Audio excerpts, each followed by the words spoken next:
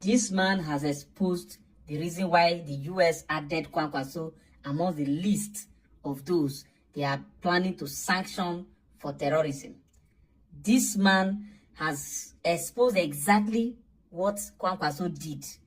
And it will shock you to know that we all live in this country and these things happened and we did not know. How did the US, let me not say too much, listen to him. Issue 1, the US bill. A bill to confront Nigeria's untouchable big men just dropped in Washington, D.C. Was it day before yesterday?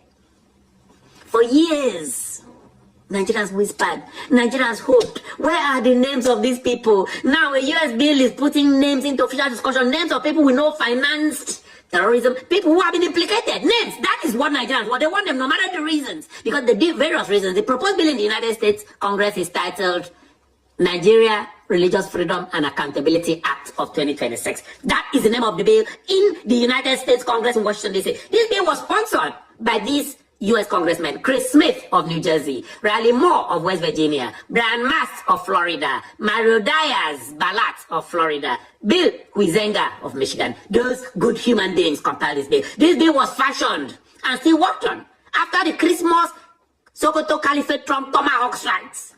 Something had to come up. This bill requires a comprehensive U.S. government report on religious persecution in Nigeria and mass atrocities in Nigeria. Now, media reports from Solace Base, NPO reports, and others indicate that this draft language proposes the following: visa ban to ban all those big men, asset freeze the assets in the United States, possible magnitude sanctions, stop their children from coming to study in the U.S., and the specific names reported as mentioned in this bill include Rabiu Musa Kwankwaso, Mieti Allied groups, Fulani ethnic nomad militias. This is important to say. We always list facts, you know about this show. This is a proposed legislation.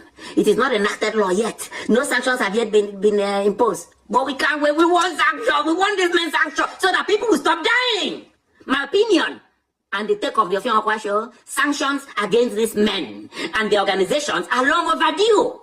You know how many lives could have been saved? U.S. Congress, I beg you to do it now. We thank you for this, but move quickly and exact accountability from this powerful Nigerian political actors, as no one would do in Nigeria. No one would do this to them. They are the rulers, they rule. They claim they have a constitution, but they rule. Today, we are only going to do one name on the list, and one name we would like on that list.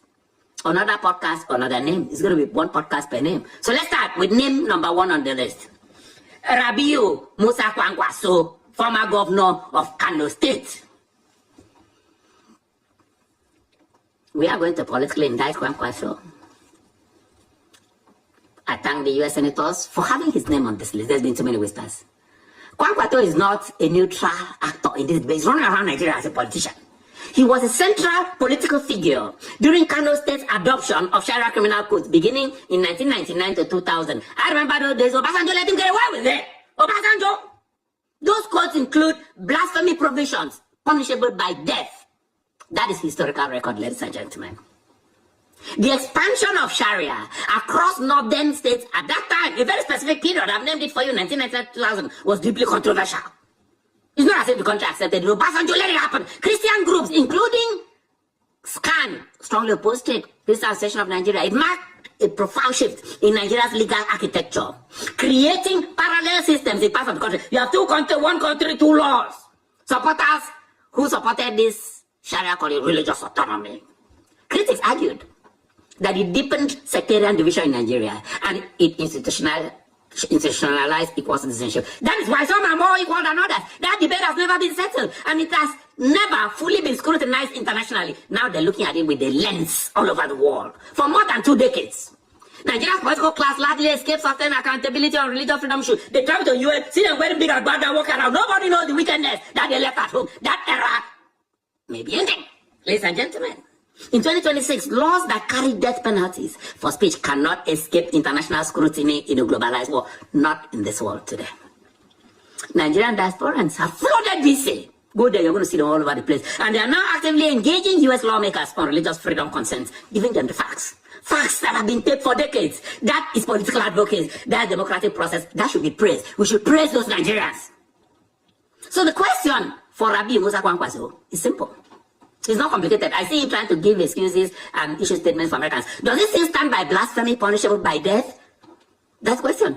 Is he prepared, Rabi Kwankwaso, publicly and clearly to renounce that bill, that Sharia? If you believe those laws are just, let him defend them openly. Let him come to CNN and talk about how Sharia is good. If he does not, Rabi Kwankwaso should come out publicly and say so. Let him not hide behind press statements. Hide behind Tinubu. Silence is no longer neutral in 2026. This is 2026. You can say Rebadu, you can say remain Tinubu, but people like Kwankwaso have to answer. You should fall.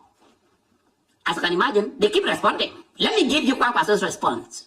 To be fair, Rabi Kwankwaso and his political movement, Kwankwasia in Kano, and the NNPP, the party founded by Kwankwaso, has rejected the reporting and these claims I just made.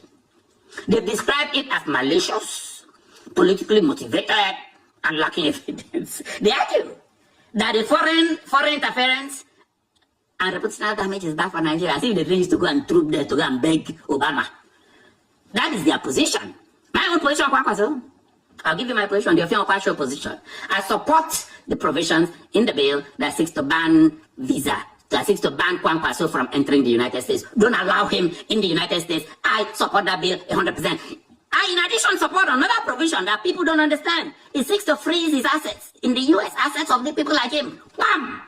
Let us see how he and his co-travelers will continue supporting blasphemy laws in modern 2026 Nigeria.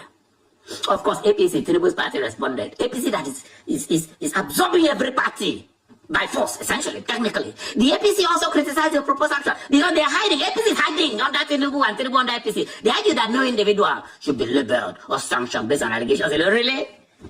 Is Kwankwaso aware of what Tinubu, what Rebadu came and said in DC? They say that the process must be evidence-based. In Nigeria, evidence in Nigeria. Again, that is the official style. The place where the courts are totally compromised and bought. My stand, APC is giving excuses for its failure to protect Nigerians. The Nigerian courts have been compromised, they've been bought. Good. We have presented both sides.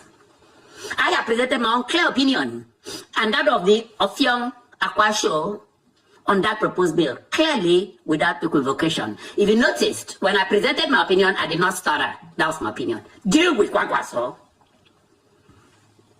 This issue is bigger than the Terr0r who run around Nigeria as if they're privileged more than any other Nigerian. It is bigger than Kwankwaso. It is bigger than even Tinubu, who is now proving himself in a position where he's working for them. It's about whether Nigerian political elites believe that they are untouchable, that nothing can ever happen to them no matter what they do, and whether the world is finally watching. Simple. Subscribe, comment, push notifications. This is the Offiong Aqua show. We don't report events, we track where they lead. I am the voice for the voiceless. Your independent voice. Fighting for you, telling fearless truths. And sometimes I laugh. I look at the way people behave. The other day went and fell down in Turkey. I did laugh. I am Offiong Aqua.